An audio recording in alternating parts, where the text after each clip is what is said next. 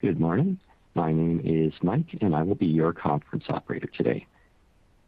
Thank you for standing by, and welcome to the Hyliion Holdings fourth quarter and full year earnings conference call. At this time, all participants are in a listen-only mode. After the speaker's presentation, there will be a question-and-answer session. To ask a question during the session, you will need to press star one on your telephone. Please be advised that today's conference is being recorded. If you require any further assistance, please press star zero. I would now like to hand the conference over to your speaker today, Greg Standley, Vice President of Financial Planning and Analysis. Thank you. Please go ahead. Thank you, and good morning, everyone. Welcome to Hyliion Holdings fourth quarter and full year 2020 earnings conference call. With me today is Thomas Healy, our Chief Executive Officer, and Sherry Baker, our Chief Financial Officer. During today's call, we will make certain forward-looking statements regarding our future business expectations, which involve risk and uncertainties. Forward-looking statements are predictions, projections, and other statements about future events that are based on current expectations and assumptions, and as a result are subject to risk and uncertainties. Many factors could cause actual future events to differ materially from the forward-looking statements on this call. For more information about factors that may cause actual results to materially differ from forward-looking statements, please refer to the earnings press release we issued today, as well as our filings with the Securities and Exchange Commission. Forward-looking statements speak only as of the date they are made. You are cautioned not to put undue reliance on forward-looking statements. We undertake no duty to update this information unless required by law. With that, I now hand the call over to Thomas Healy. Good morning, everyone, and welcome to Hyliion's fourth quarter and full year 2020 earnings call. During the quarter, we continued to make significant steps forward to advance our mission of bringing electrified powertrain solutions to the commercial vehicle space.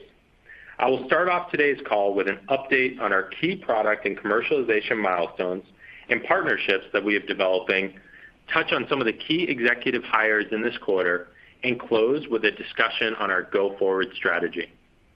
First, I'd like to acknowledge our outstanding team at Hyliion and thank our employees for all the progress that we have made while dealing with these challenges of the pandemic. 2020 brought unforeseeable disruption to the world, but I'm grateful for our team's dedication as we work to revolutionizing the powertrain market. Turning to slide 4, I would like to begin with our hybrid powertrain solution and the progress we have made in the fourth quarter. As a reminder, our hybrid powertrain can be installed on new trucks at the OEM or be retrofitted onto existing vehicles. Over the long term, we expect installations to be done at the OEM or mod center with new trucks coming equipped with our systems from the outset. And we are making headway in developing important relationships to further our commercialization strategy. Fleet utilization of our hybrid solution in the fourth quarter was strong, and I am pleased to report that we achieved our goal of installing 20 hybrid units on trucks in 2020, with 7 of those units installed in the fourth quarter. We continue to target large fleets that are innovative thought leaders and look for us to help them enter the world of electrification. Response to our hybrid solution has been extremely encouraging, and right now, we are focused on letting fleets experience our game-changing product and making sure we are partnering with early adopters that are strong candidates for conversions into larger customers over time. Turning to slide 5, as we continue to evolve our hybrid offering, we recently announced our next-generation battery module. This battery includes longer life, faster charging rates, and improved safety. Our battery pack integrates industry-leading LTO cells from Toshiba, which are known for their high quality and safety characteristics. As for longer life, testing has shown that we expect to achieve up to 5 times as much cycle life compared to other conventional EV batteries, which may allow the batteries to outlive the life of the truck in some instances. With regards to charging rate, our battery is able to recharge in only 8 minutes, an unprecedented number compared to most other batteries, which will allow us to rethink asset utilization and uptime. The development of this next-generation battery module represents key milestones in the hybrid commercialization process, further strengthening our overall technology platform as we innovate future solutions. While our initial focus for this battery is internal use, we anticipate that there are other marketable use cases for this battery technology, particularly in applications that don't have a lot of time to recharge.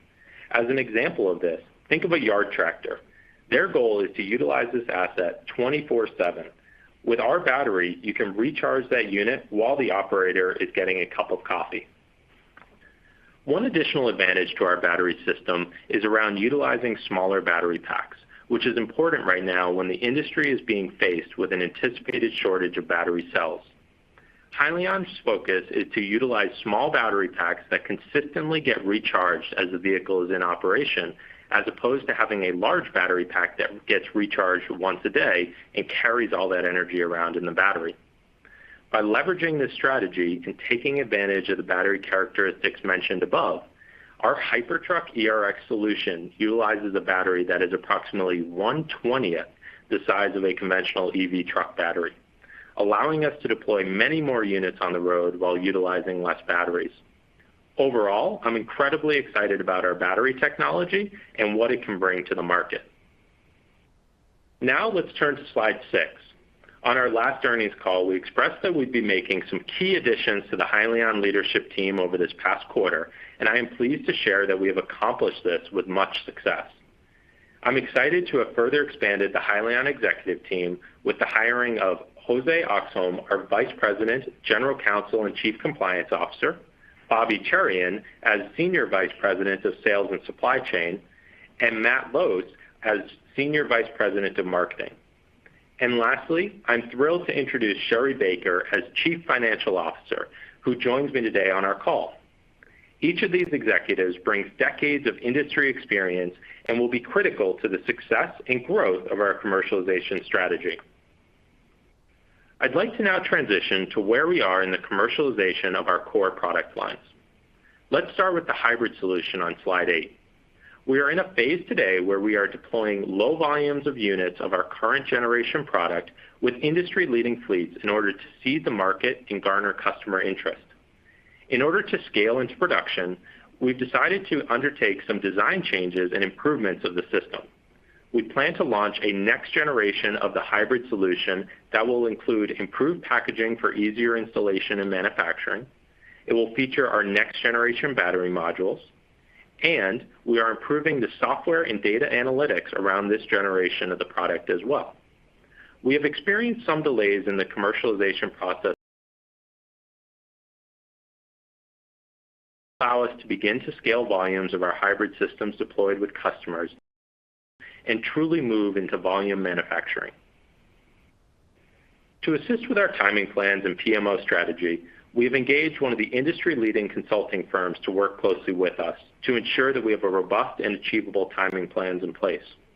We have also expanded the engineering team with a significant amount of talented team members who bring skills and past experiences of working in the automotive space. One key addition to highlight is that Carrie Gadsky will be joining us starting next month to assist with the commercialization efforts. Carrie is a former chief engineer for Daimler Freightliner and has brought numerous trucking solutions to market before. Now let's shift to the commercialization of the Hypertruck ERX. Our team is progressing nicely with the commercialization efforts of this product, and we are pleased to share that we are receiving a significant amount of customer support and interest in the solution. As we've previously shared, we will be deploying initial customer demonstration units later this year to begin showcasing the benefits of this product. Over the past quarter, we have been working closely with fleets across the U.S., and we have selected our initial set of launch partners who will be taking delivery of these initial vehicles.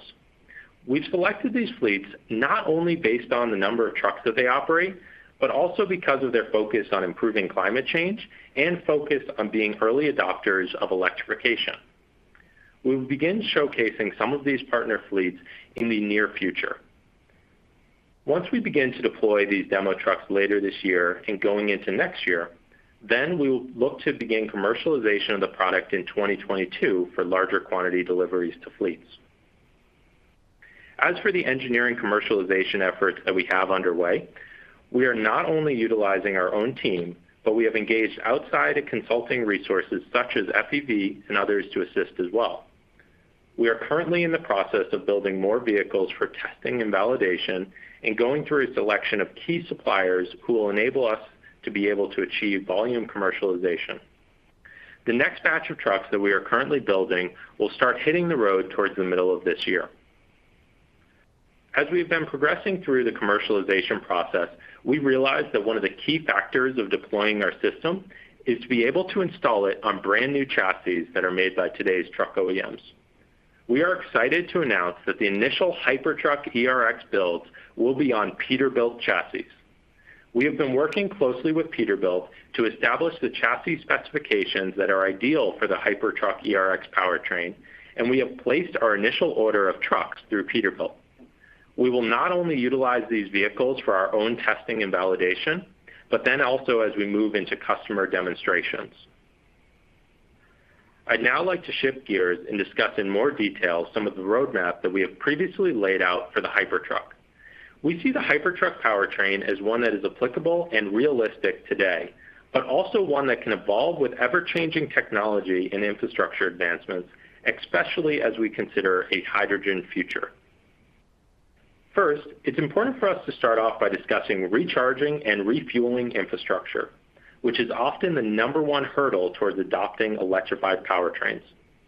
We've previously discussed with the Hypertruck ERX powertrain that leveraging RNG and CNG infrastructure is actually working to our advantage.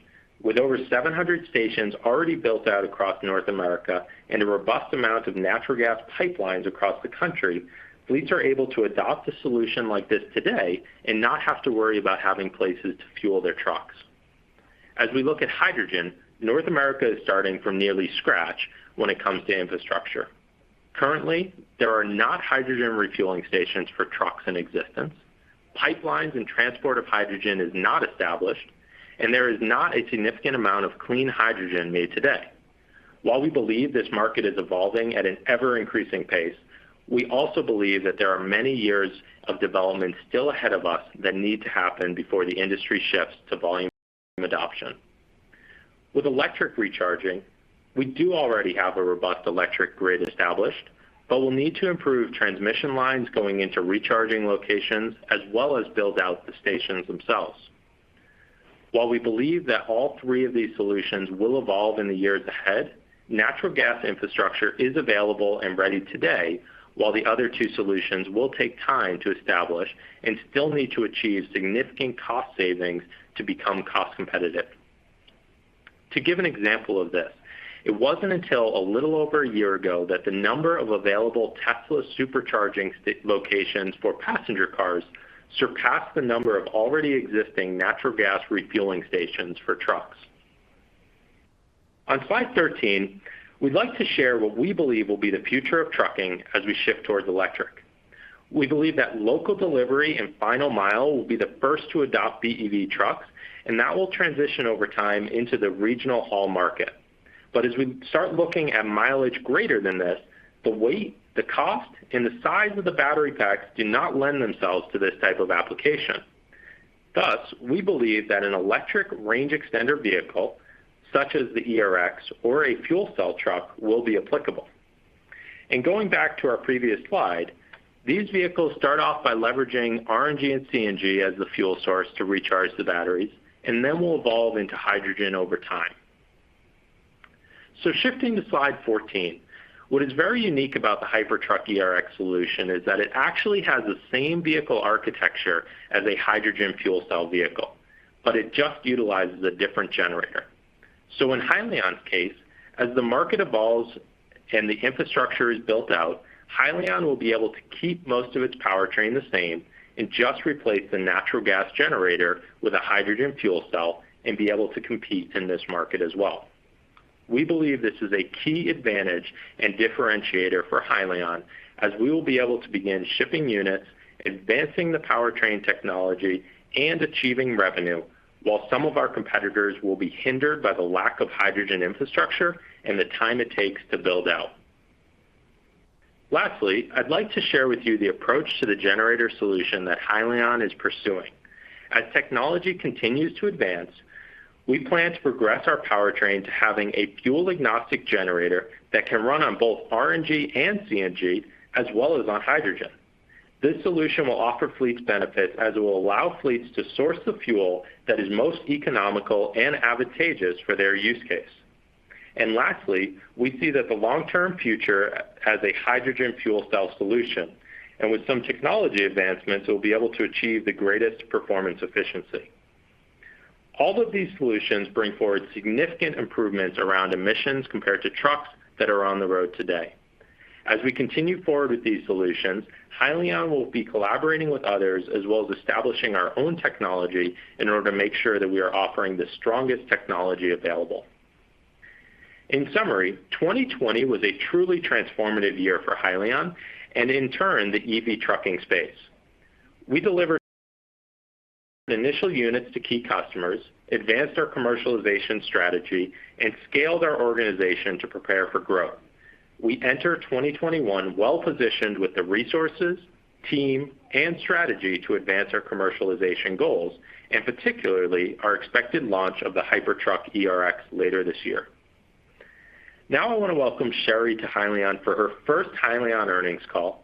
Sherry has nearly 2 decades of experience in finance and accounting leadership, as well as a strong understanding of investor relations, M&A, and manufacturing operations. Sherry served as CFO of PGT Innovations, a publicly traded company, and oversaw the company's finance function and strategy. Sherry has a proven track record of helping to drive profitable business growth and will play a critical role in Hyliion's success.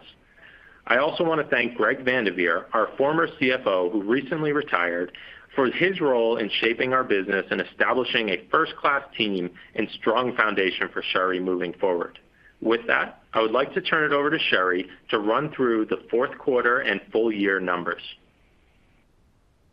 Thank you, Thomas, for the kind introduction, and good morning, everyone. I am thrilled to be joining the Hyliion team at a very exciting time for the company as it revolutionizes the transportation industry. The opportunity to join this high-functioning, mission-based team is incredibly compelling, and I look forward to working with all of you, our investors and analysts, as we transform the Class 8 market in the months and years ahead. Let's now turn to our results for both the fourth quarter and full year 2020. After that, I'll discuss our capital structure and our look ahead. Starting on slide 17 with the fourth quarter results, our team continued to invest in R&D as we continue executing against our product development roadmap. R&D spending was $4.5 million, an increase of $1.6 million sequentially and $1.9 million year over year. G&A spending was centered around implementing the necessary infrastructure to advance our commercialization activities and the ongoing influx of talent to further enhance and operationalize the necessary public reporting framework. For the quarter, G&A spend was $5.9 million, an increase of $3.7 million sequentially and $5.1 million year over year. Non-operating expense was $10.2 million, up from $4.1 million in Q3, due to a loss on extinguishment of debt of $10.2 million in connection with the business combination, offset by a decrease in interest expense of $2.2 million and change in fair value of the convertible notes payable derivative liabilities of $1.8 million. Overall, Hyliion reported a net loss of $20.5 million compared to a net loss of $9.1 million in Q3 and $4.1 million from a year ago. Turning to our full year results, while the pandemic presented unforeseen challenges, the Hyliion team continued to press forward with its mission by completing the business combination and becoming a publicly traded company, setting the stage to disrupt the transportation industry. For the full year, R&D expenses were $12.6 million, driven by increased expenditures for external consultancy and components utilized in the development process in our efforts to finalize the design of our hybrid system and continue the design and testing of our Hypertruck ERX system during 2020. G&A expenses were $9.6 million, driven by additional costs incurred to operate as a public company, which include increased expenditures for personnel and benefits, increased expenditures for directors and officers insurance, increased expenditures for legal and professional fees, and other corporate-related expenses. Non-operating expense was $17 million, driven by a loss on extinguishment of debt in connection with the business combination and other expenses associated with the convertible debt. As a result, our net operating loss for 2020 was $39.2 million. Turning to our capital structure and balance sheet, On October 1st, we completed our business combination with Tortoise, yielding approximately $520 million of proceeds net of transaction expenses. And in early January, we announced the results of our public warrant redemption, which helped us raise an additional $141 million. The sum of this capital provides the company with a strong foundation to execute and deliver against our product development and commercialization goals. We are focused on developing a scaled infrastructure led by an innovative and industry-leading team that will help us capture the robust and growing opportunity within the Class 8 market. As of year-end 2020, we held cash and cash equivalents of $390 million. And turning to slide 18, while we are not providing formal financial guidance at this time, our previously communicated SG&A estimate of approximately $140 million for 2021 remains largely unchanged. As we continue building out our detailed commercialization strategy, we'll provide any appropriate updates to our expense estimates and progress against the key commercialization milestones Thomas referred to throughout today's call. Once we begin to deploy these demo trucks later this year and going into next year, then we will look to begin commercialization of the product in 2022 for larger quantity deliveries to fleets. This concludes our prepared remarks. And now I would like to turn the call back over to the operator to open the line for questions. As a reminder, to ask a question, you will need to press star 1 on your telephone. To withdraw your question, press the pound or hash key. In order to allow everyone time for questions, we ask that you please limit your questions to 1 question and 1 follow-up. Please stand by while we compile the Q&A roster.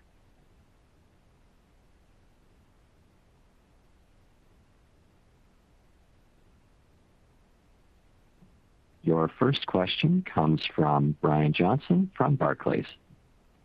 Thank you. Just want to drill down into the battery pack announcement, which would seem to get the market excited, at least briefly. But that could have just been a press release triggering buying. I think the more fundamental question is, what does this do to the TCO for a fleet operator versus the prior battery? That's one.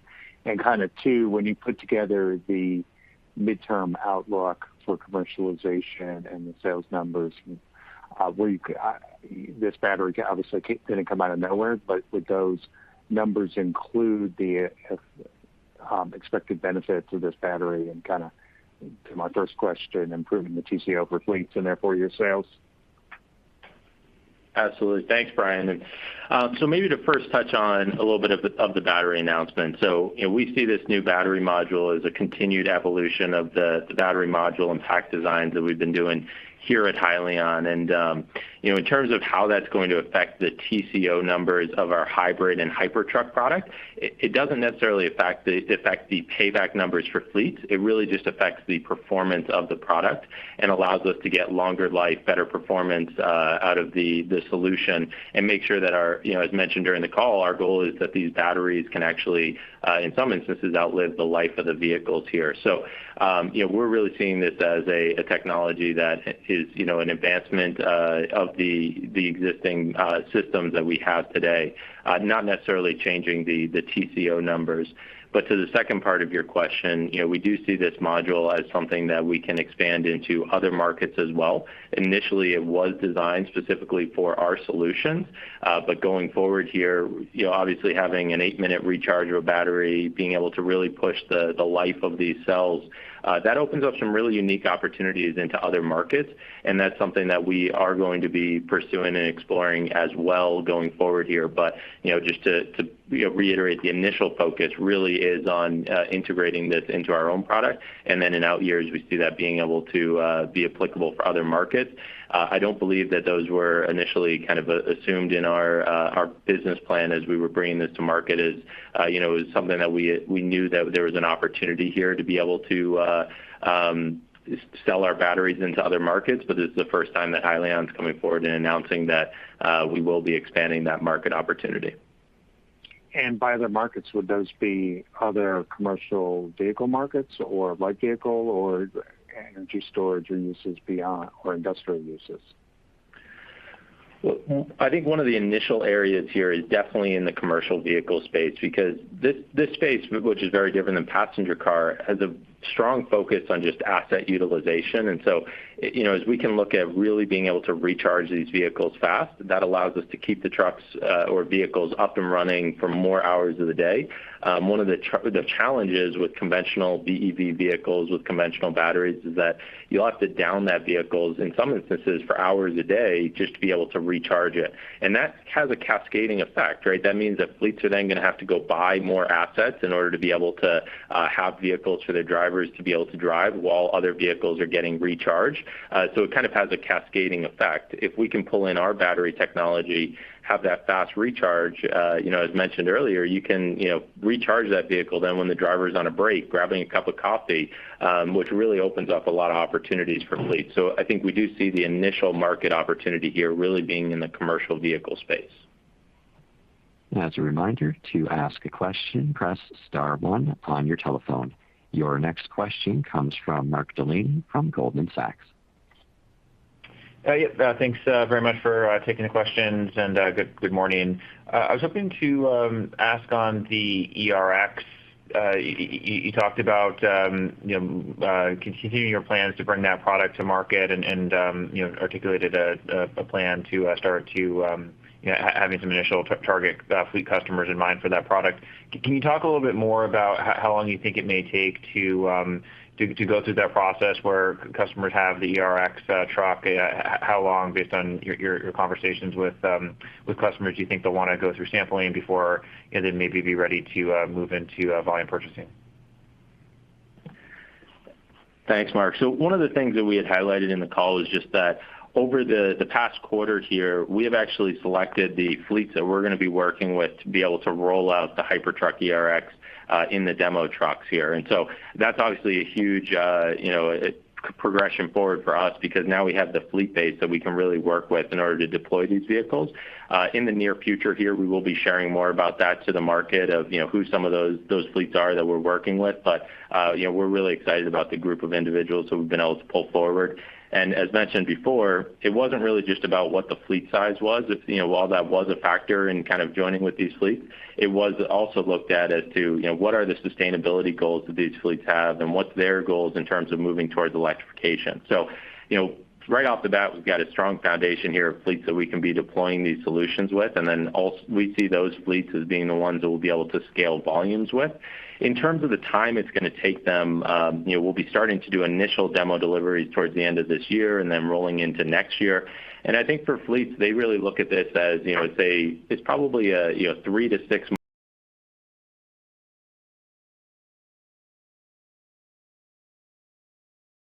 Our goal is also to garner feedback from these fleets as well, right? We want to make sure that this product is meeting their use cases and applications and needs. And so, 3 to 6 months of going through that cycle and then being able to come back and starting to deliver more units into their operations.